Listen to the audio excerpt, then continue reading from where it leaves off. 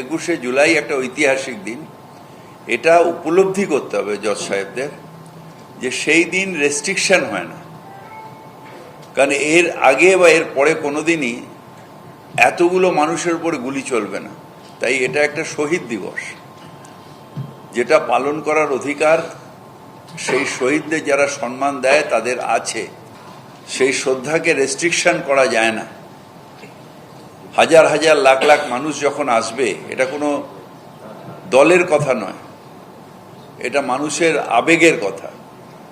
যে শ্রদ্ধা জানাতে আসবে তাকে আমি রেস্ট্রিকশন কোন পুলিশ করতে পারবে, কোন কোর্ট করতে পারবে? আগামী সোমবার তৃণমূলের 21শে জুলাইয়ের সমাবেশ রয়েছে, আর তার আগে সেই সমাবেশে মিছিল নিয়ে একেবারে সময় বেঁধে দিল হাইকোর্ট। একগুচ্ছ শর্ত দিল এবার হাইকোর্ট। সকাল 8টা পর্যন্ত হেঁটে মিছিল আসতে পারবে ধর্মতলায়।